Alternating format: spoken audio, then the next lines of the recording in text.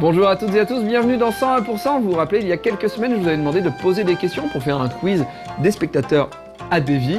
Vous avez posé vos questions, c'est aujourd'hui. Mais il n'y a pas que ça, dans l'émission, il y a aussi la critique du jeu Ryzen 2, Dark Waters, la minute du geek sur Jules Verne, la rubrique smartphone, auto. Mais on commence avec les news.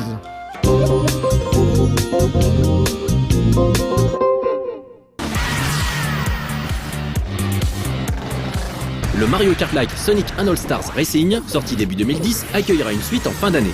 Le studio anglais Sumo Digital serait toujours aux commandes de ce nouveau volet intitulé Sonic All-Stars Racing Transformed. Transformed parce que désormais les véhicules pourront se transformer en avion, en bateau et en voiture comme les Transformers ou dans une certaine mesure les cartes de Mario Kart 7.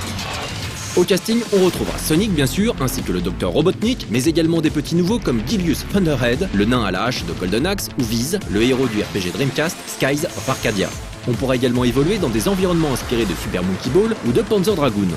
Les véhicules transformables seront désormais propres à chaque personnage, et plus vous les piloterez avec style, plus vite vous remplirez la jauge qui permet d'utiliser les capacités All-Star des pilotes. Sega a aussi promis que l'équilibre des armes sera remanié et que l'on pourra désormais esquiver voire contrer les attaques adverses en étant dans le bon timing. Espérons maintenant que les développeurs soient parvenus à améliorer leur moteur afin que l'on puisse bénéficier d'un framerate à 60 images par seconde et d'un gameplay plus fin.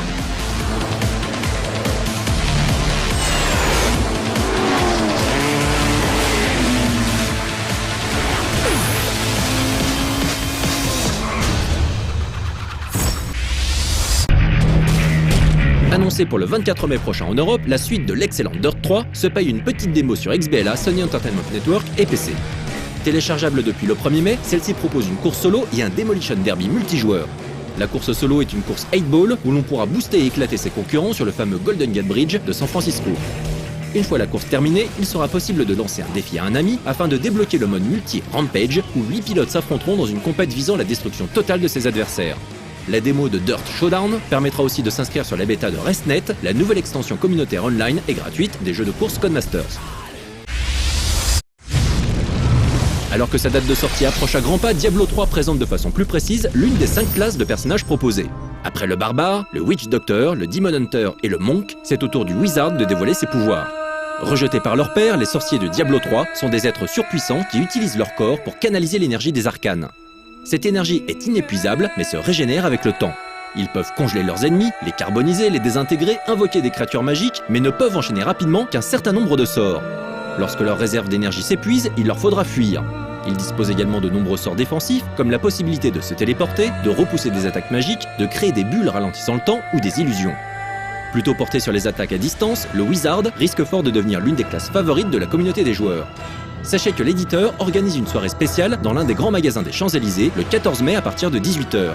Des activités diverses et des animations sont prévues, ainsi que des distributions de goodies et la possibilité bien sûr de faire l'acquisition du jeu en avant-première à partir de 21 h. Les versions simples ou collector achetées pourront être dédicacées par Alex Mayberry, l'un des producteurs seniors du jeu, et Dave Adams, lead level designer chez Blizzard. Et pour terminer cette petite news, on vous laisse apprécier le tout récent trailer, Le Mal est de retour, annonçant la sortie du jeu le 15 mai prochain sur PC et Mac.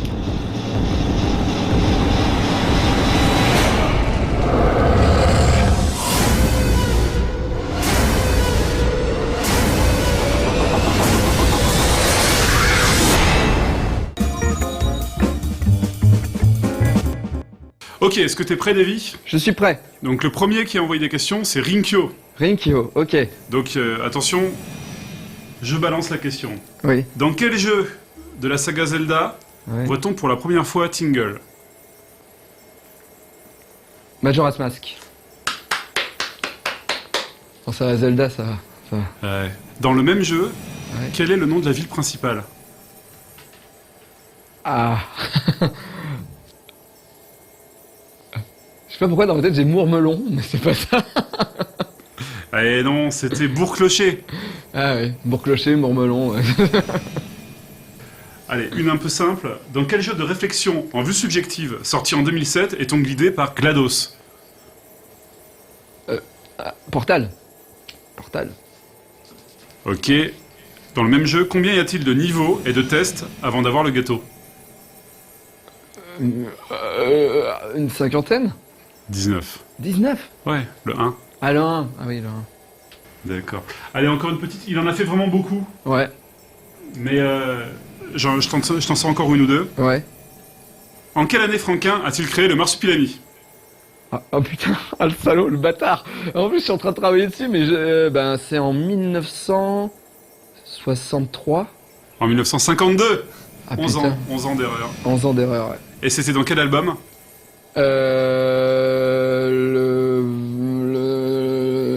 Pourquoi ils vont... L'héritage. Presque. L'héritage. Spirou et les héritiers. Spirou et les héritiers. Oh, là ça va, oh. Là ça va. Ok, on regarde quoi? On regarde une critique de jeu. Raisin 2, je crois. Raisin 2, c'est ça. Dark Water. C'est l'eau, elle est pas très propre.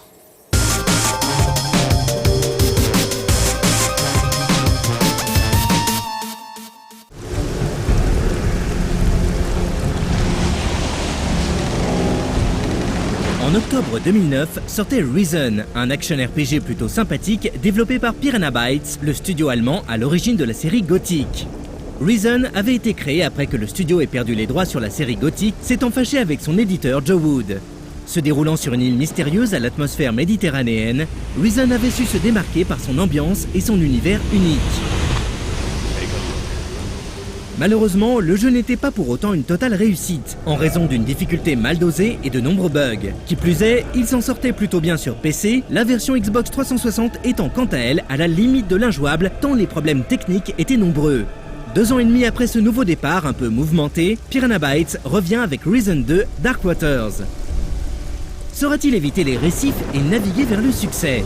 We need to save the survivors.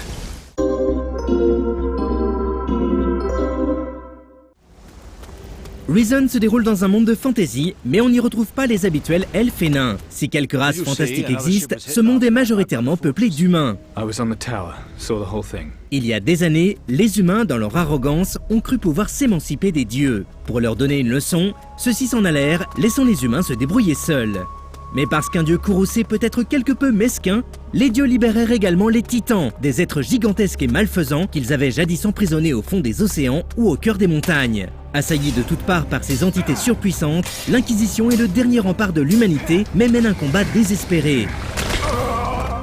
Dans le premier Reason, le jeu s'était glissé dans la peau du héros sans nom, fraîchement échoué sur l'île Faranga.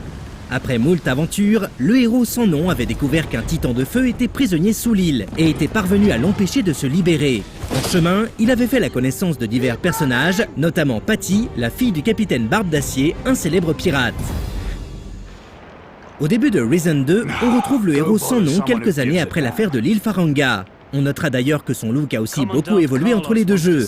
Clone du héros de Prison Break dans Reason, le héros sans nom a désormais un petit air d'Albator, ce qui est quand même un net progrès niveau charisme. La situation du monde de Reason, en revanche, ne s'est pas améliorée. Les titans ravagent le vieux monde, ne laissant que terre dévastée et désolation derrière eux. Mais un espoir demeure, un exode massif vers le nouveau monde, par-delà l'océan, une terre à laquelle les titans n'ont pas accès. Seul petit problème, le titan Mara, reine des mers, ne l'entend pas de cette oreille. Elle a lâché le Kraken, une créature tentaculaire qui prend un malin plaisir à couler les navires qui tenteraient cette expédition. Notre héros a rejoint les rangs de l'Inquisition après les événements du premier Reason, mais a sombré dans l'alcool et la dépression. C'est alors que Patty, la fille du pirate Barbe d'Acier, ressurgit dans sa vie. Patty affirme que les pirates menés par son père auraient découvert une arme capable de tuer même un titan. Si l'Inquisition pouvait obtenir cette arme, elle pourrait éliminer le Kraken et ainsi permettre l'exode vers le Nouveau Monde. Accompagné de Patty, le héros sans nom est donc envoyé sur l'île Tacarigua pour infiltrer les rangs des pirates et récupérer la fameuse arme. Mais évidemment, de nombreux rebondissements jalonneront sa quête, qui le conduira à explorer d'autres îles et des mers lointaines peuplées de légendes. Vous l'aurez compris, après l'ambiance méditerranéenne du premier Reason, c'est désormais dans des pseudo-Caraïbes que nous entraîne Dark Waters pour une aventure que ne renierait pas Jack Sparrow.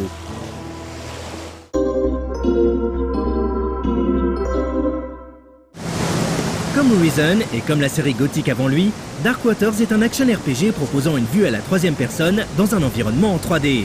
Le personnage est dirigé via une combinaison clavier-souris très classique. Le clavier sert à se diriger, la souris à contrôler la caméra et les clics à effectuer diverses actions. Au début du jeu, notre héros ne sait pas faire grand chose, et il faut croire que ces mois passés dans les vapeurs d'alcool lui ont fait oublier toutes les compétences durement apprises lors de l'épisode précédent. Comme dans Risen premier du nom, le système de level up est assez particulier.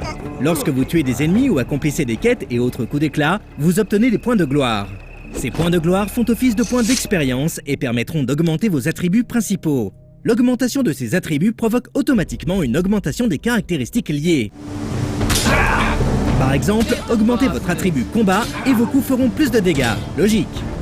À côté de ça, il vous faudra aussi apprendre des compétences. Pour reprendre l'exemple précédent, le fait d'améliorer l'attribut combat ne fera pas de vous un maître escrimeur. Pour apprendre les enchaînements, bots et autres ripostes, vous devrez trouver un maître capable de vous enseigner ces disciplines contre espèces sonnantes et trébuchantes. Du coup, on est souvent écartelé quand il s'agit de dépenser son or durement acquis. Économiser pour apprendre une nouvelle compétence ou tout dépenser pour acheter ce sabre flambant neuf qui vous fait de l'œil. Afin d'acquérir certaines compétences, il ne suffira pas de payer le maître. Il faudra également accomplir un mini-jeu, comme par exemple atteindre des cibles pour améliorer votre visée. Les combats n'étaient pas le point fort de Risen, et on sent que les développeurs ont essayé de les rendre plus intéressants dans Dark Waters, quitte à les rendre moins techniques que dans le premier épisode. Outre les différentes techniques de corps à corps que vous pourrez apprendre, il sera possible d'acquérir un mousquet afin de tirer sur l'ennemi entre deux coups de rapière. Si le timing est bon, il sera ainsi possible de lui infliger de sévères blessures. Il est également possible de jouer des tours pendables aux ennemis en leur lançant du sable dans les yeux ou une noix de coco sur le coin de la caboche. Malheureusement, malgré ses bonnes intentions, les combats restent assez rigides et laborieux. Et pour peu que l'on se retrouve face à plusieurs ennemis, la mort se révélera aussi rapide que frustrante. Par chance, il sera possible d'obtenir des compagnons qui pourront nous prêter main forte lors des combats. Lors des premières heures de jeu, on n'aura ainsi pas de scrupule à laisser la belle Patty se charger des plus grosses menaces. Pas de galanterie chez les pirates. De manière générale, on retrouve dans Risen 2 la difficulté élevée qui caractérisait le premier épisode et la série gothique. On a beau être un héros, se faire charger par un facochère énervé peut suffire à nous envoyer à la morgue. Le système de régénération de la santé est également un peu particulier. Le joueur pourra consommer des provisions qui feront remonter sa barre de vie lentement mais sûrement, ou boire une bonne bouteille de grog ou de rhum pour regagner une partie de sa santé instantanément. Inutile de dire que ces bouteilles sont rares et précieuses. En tuant des animaux sauvages, le joueur obtiendra de la viande crue qui, une fois cuisinée auprès d'un feu de camp, viendra augmenter son stock de provisions. Comme dans le premier Risen, le joueur se verra proposer de nombreuses quêtes, avec souvent diverses manières de les résoudre. En dépit de la difficulté, l'un des plaisirs du jeu est de sortir des sentiers battus pour explorer la nature sauvage. C'est ainsi que l'on tombera sur des filons de minerais à prospecter, des ruines mystérieuses bourrées de pièges ou des trésors enfouis qu'il faudra déterrer. Bien que sa structure soit moins ouverte et libertaire que celle du premier épisode, Risen 2 n'en reste pas moins un titre généreux où l'on ne cesse de découvrir de nouvelles choses à faire alors que l'on progresse dans l'aventure. Forger sa propre lame, distiller son rhum, dresser un singe ou un perroquet, concocter des potions, recruter un équipage, s'adonner au vaudou, etc.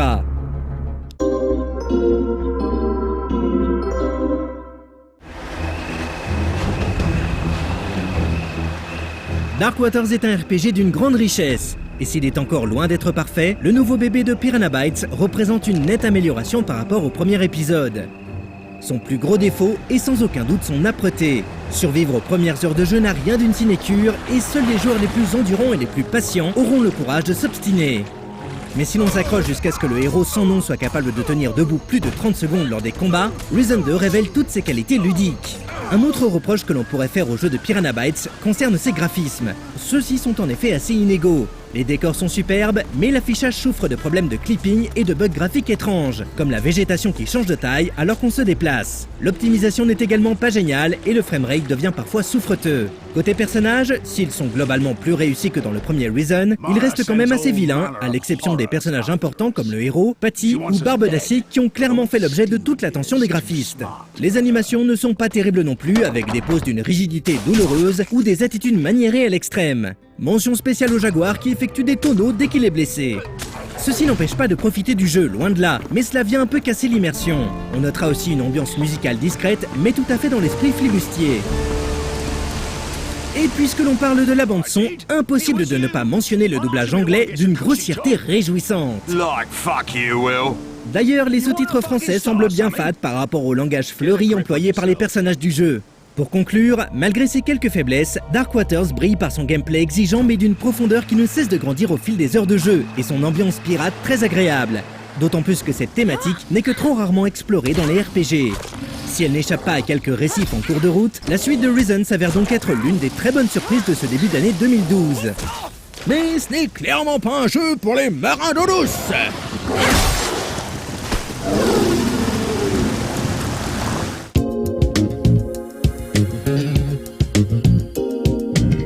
Ok, Davy, es-tu prêt? Je suis prêt.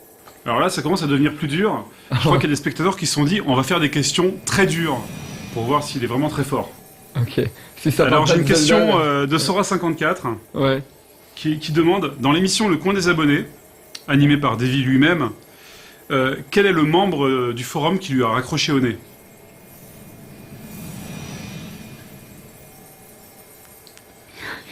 Ils sont fous. Mais comment ils se rappellent de ça? Non, ils sont dû aller voir les émissions, ils s'en rappellent pas, ils sont allés revoir les émissions pour trouver des trucs. Je sais. Je crois qu'il s'en rappelle parce que la réponse est Sora54. Bon, c'est très drôle, d'accord. Ok, donc là, on va avoir une question C'est le vrai nom, je vais pas le dire alors. Parce D'accord. qu'il n'y a pas le pseudo. Le prénom? Camillo. Camille. Donc il te demande, dans quel film connu le héros joue à Afterburner en salle d'arcade alors qu'il est poursuivi? Retour vers le futur? Non. Alors qu'il est poursuivi? Eh ben c'était Terminator 2, John Connors dans la salle d'arcade. Ah ouais? Ah bah ouais. Ça fait trop longtemps que j'ai pas vu Terminator 2. Ouais, bah ouais. Ok, maintenant c'est la minute du geek sur Jules Verne.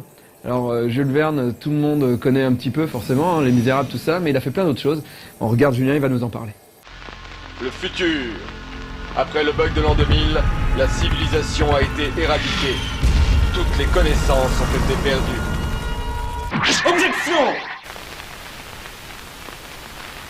Avant que la langue française n'adopte l'expression science-fiction empruntée à l'anglais, on préférait parler de littérature merveilleuse scientifique. Le pape de ce genre est sans aucun doute Jules Verne, un écrivain dont les romans continuent d'enflammer l'imagination des petits et des grands. Jules Verne est né à Nantes en 1828. Il reçoit une éducation stricte dans des écoles catholiques, mais rêve d'évasion et d'aventure. En particulier, il est très proche de son oncle, Prudent Allotte, armateur et marin confirmé ayant fait le tour du monde. Alors qu'il a 11 ans, le jeune Jules monte à bord d'un voilier, explore ses recoins, touche au gouvernail et se fait tirer les oreilles par le capitaine qui le trouve à son bord. Après être monté à Paris pour y poursuivre ses études, Jules Verne s'y installe définitivement en 1848. C'est à Paris qu'il fait la connaissance d'Alexandre Dumas fils, avec qui il se lie d'amitié. Dumas fils va alors user de ses relations pour que les pièces écrites par Verne soient jouées au théâtre. Peu après, en 1851, il rencontre l'écrivain Pitre Chevalier, lui aussi nantais, qui à l'époque est rédacteur en chef d'une revue appelée Musée des familles. Verne lui soumet le manuscrit d'une nouvelle qui est publiée et sa carrière d'écrivain est ainsi lancée, aux grandes dames de son père qui souhaitait que son fils devienne avoué. Après plusieurs années d'errance et diverses aventures et déceptions sentimentales, Verne fait la connaissance en 1862 d'un éditeur nommé Pierre-Jules Hetzel. Il lui soumet un roman, 5 semaines en ballon. Le roman est publié par Hetzel en 1863. C'est un énorme carton qui traverse les frontières. Hetzel signe avec Verne un contrat d'exclusivité de 20 ans. C'est le début des voyages extraordinaires et de tous ces chefs-d'œuvre comme Voyage au centre de la Terre à la Lune, 20 000 lieues sous les mers, Le tour du monde en 80 jours et ainsi de suite. Au final, il dépassera largement les 20 ans de son contrat puisqu'il écrira pour Hetzel jusqu'à sa mort en 1905. Le nom Jules Verne reste encore aujourd'hui associé à des aventures tout autour du monde et des inventions visionnaires. Il a donné son nom à divers événements comme le Trophée Jules Verne qui consiste en un tour du monde à la voile, ou encore le Festival Jules Verne qui récompense chaque année les explorateurs et aventuriers modernes, et qui célébrera d'ailleurs en octobre 2012 son 20e anniversaire.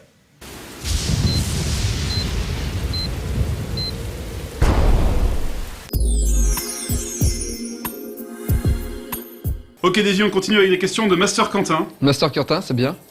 Alors, il y a du Dragon Ball, là. Combien d'épisodes de Dragon Ball Z? Attention, pas Dragon Ball et pas Dragon Ball GT. Dragon Ball Z. 340. 291. Oh. T'es dans les... Ouais, ça... pas si mal. Ouais. Plus facile. Quel est le tout premier ennemi qu'affronte Sangoku dans le manga? Le lapin, non? Ah non, un ptérodactyle. Enfin, un ennemi, un monstre, c'est un ptérodactyle. Oui, c'est ça, un dinosaure qui enlève Bulma. Ouais. Quand même, il y a des Bravo. classiques. Il y a des classiques. Hein. Bravo, bravo. Alors, maintenant, j'ai passé une question de Jonathan MM qui s'est dit, tiens, j'ai posé une question où il trouvera jamais la réponse. Alors, je te l'ai dit. Ok. En décembre 2007, lors d'un 101%, tu nous présentais l'envers du décor du tournage d'un 101%, caméra à la main. Quelle était la dernière phrase que tu as dit en conclusion?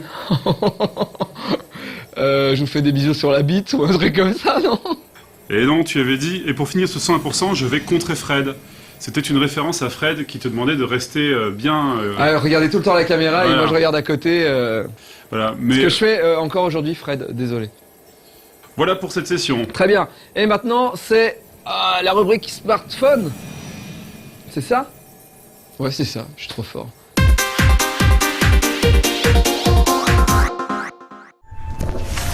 C'est fait, Jetpack Joyride sur iOS vient d'accueillir les gadgets via un update 1.3 gratuit. Désormais, il sera possible d'acheter 15 nouveaux gadgets afin de booster les capacités de Barry, le héros du jeu.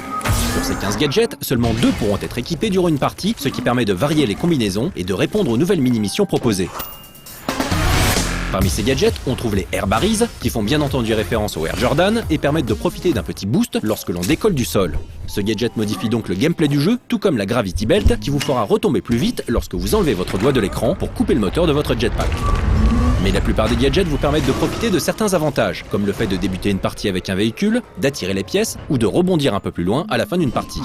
Le Freeze-O-Matic, par exemple, vous emprisonnera dans un bloc de glace qui vous permettra de glisser sur le sol et de grappiller ainsi quelques mètres. Tandis que le X-Respex, les lunettes à rayon X, vous donne tout un tas d'informations bonus sur votre environnement, comme le contenu des bonus véhicules. Cet update gadget n'a donc rien de gadget et donne réellement un second souffle à cet excellent one-button game qui, rappelons-le, est 100% gratuit. Jetpack Joyride 1.3 est également l'occasion rêvée de tenter de battre son record de distance. Dernière info, quelques jours après l'update 1.3, le jeu a bénéficié d'un update 1.3.1, améliorant la qualité graphique du jeu sur iPhone 4, iPad 1, 2 et 3 avec le support de l'écran Retina.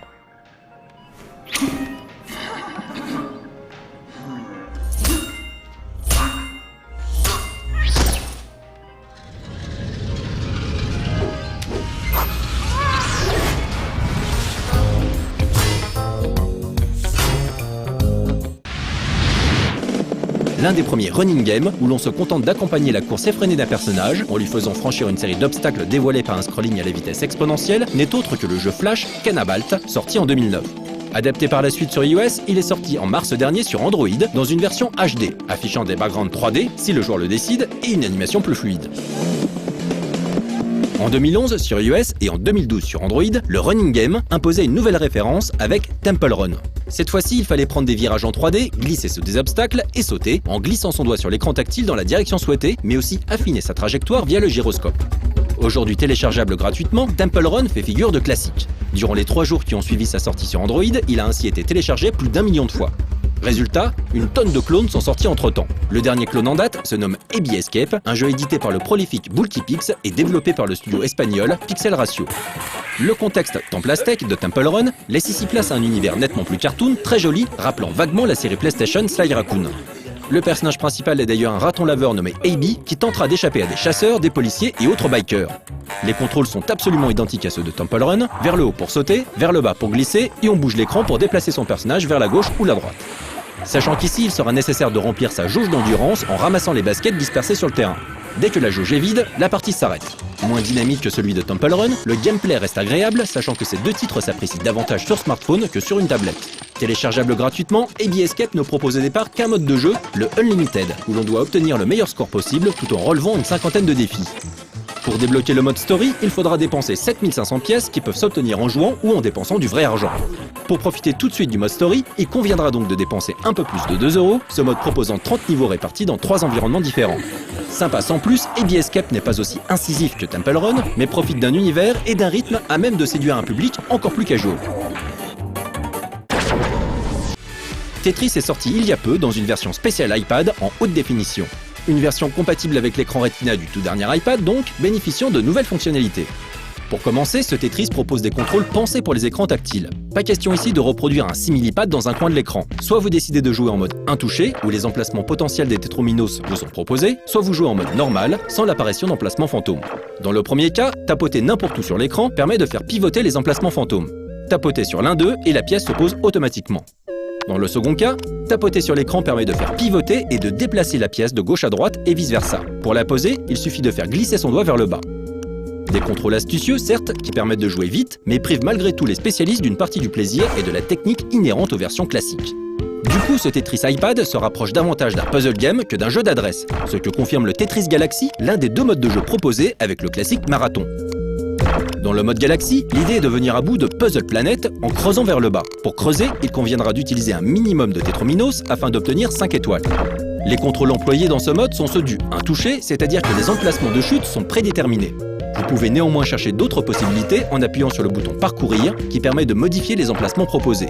À cela s'ajoutent des capacités bonus qui permettent d'éclater ou d'écraser les structures à creuser à l'aide de ces Tetrominos. Dotée d'une belle présentation visuelle, très dépouillée, cette variation tactile de Tetris s'avère au final intéressante, mais à rien onéreuse, le jeu coûtant tout de même un peu plus de 5 €.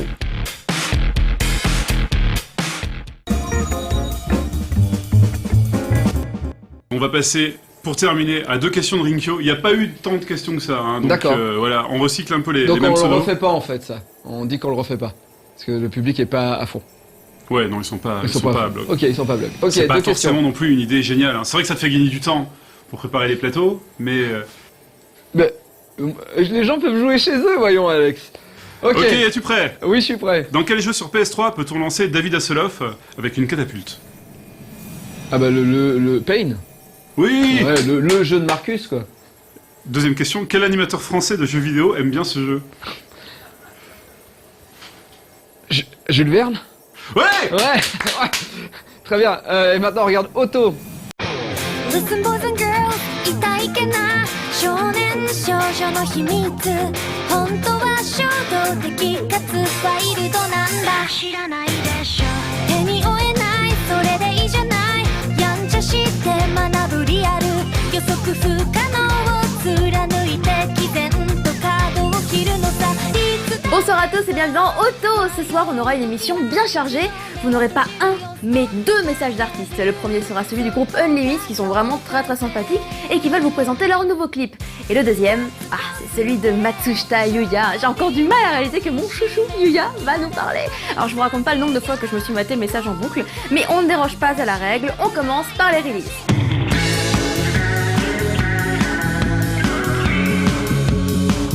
On commence les releases avec le tant attendu nouvel album de Meg. À force de venir en France, ça lui a donné des idées car son album s'appelle La Japonaise et possède une reprise de Françoise Hardy. Toutes les autres pistes sont des reprises de génériques d'animés, certains sont déjà sortis en France et d'autres sont inédites comme Moteke Selafuku. L'album est dispo uniquement sur la boutique en ligne de la marque de la pomme. Le premier album européen d'Annie Politino vient tout juste de sortir en Europe. Quand on pense que leur tournée européenne commencera bientôt, on se dit que ça va nous permettre de nous échauffer d'ici leur concert. Et demain, c'est Strong Pop, le nouvel album d'LMC qui sera dispo en magasin. Il contiendra les récents singles du groupe comme Hoshino Arika ou encore Haha. Mais ce n'est pas tout. Mia de Mook et Yolo de Gary ont mixé les morceaux Combat Mode et Baby Talk. Et cette édition européenne devrait contenir également 2 pistes exclusives.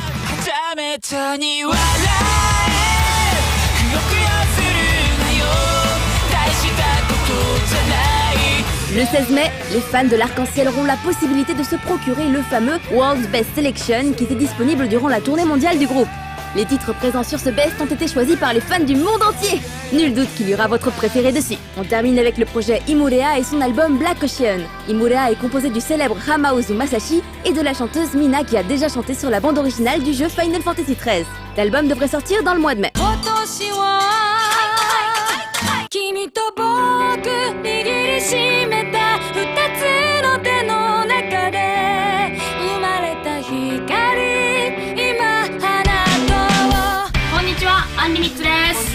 Bonjour. ギターボーカルの清水陽子です。ドラムボーカル郡島陽子です。ベースの石島直和です。ギターの大月義孝です。はい、私たちアンリミッツは、日本で活動する私ボーカル陽子とドラム郡ちゃんのツインボーカルからなる日本のロックバンドであります。よろしくお願いします。この度私たちアンリミッツはニューシングルカスケードがリリースになります。イエーイ。カスケードどういう曲ですか？はい、このカスケードはですね、人と人とのつながりを描いていて、みんなで手を取り合って、一歩ずつ明日に進んでいこうぜっていう思いをたくさん込めました。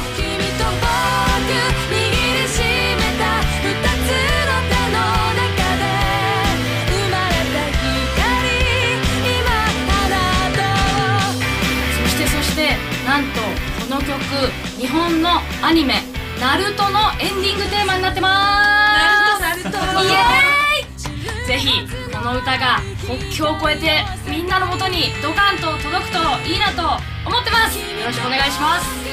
はい、じゃあなんか大月さん何かありますか？フランスでライブがやりたい。やりたい。生のアンリミッツをね、やっぱり体験してほしいなと思います。生リミッツをね、ぜひともみんなフランスに行きたいか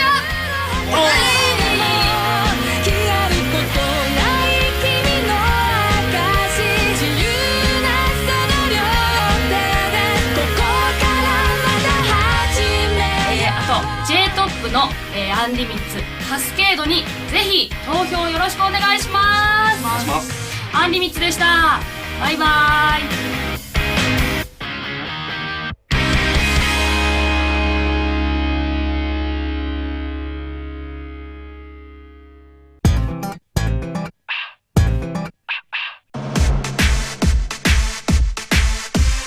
僕がですね、今まで2枚出したアルバム「I am me と To You」のアルバムがですね、もうフランスでも実はですね、もう購入できて皆さんに聴いてもらえるそうなので、もしよかったらですね、ぜひ皆さんチェックしてみてください。そしてですね、本当に僕海外とかすごいね好きなんですけど、今まで結構アメリカとかしか行ったことなかったりするんで、すごいフランスはでもすごい興味のある、すごい行ってみたい国だったりするので、ぜひ今度ね行けたらいいなと思います。なのでぜひライブ読んでください。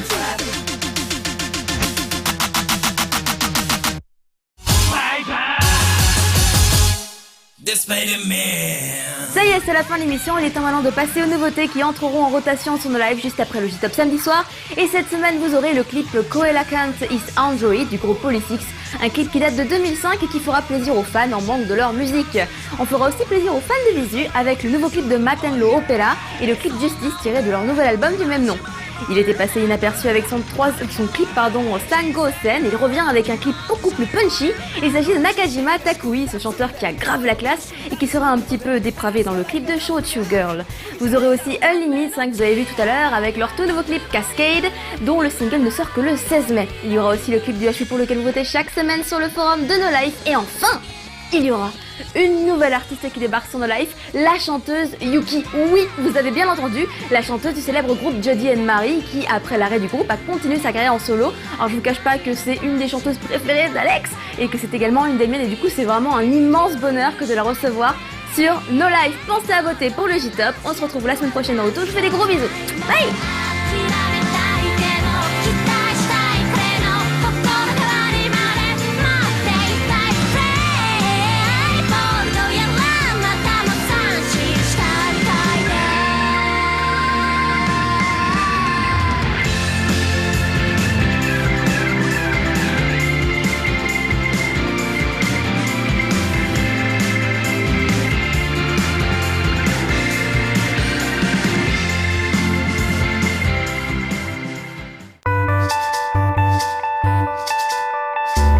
Voilà, ce 101% est terminé. Je vous rappelle qu'il faut aller voter dimanche et que samedi, il faut venir me voir à Saint-Étienne en dédicace.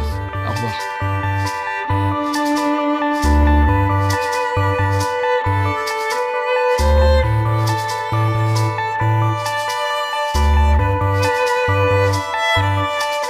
Putain, qu'est-ce qu'ils vont me troller sur Les Misérables alors que je sais très bien que Jules Verne, il a écrit Harry Potter, enfin les deux derniers quoi.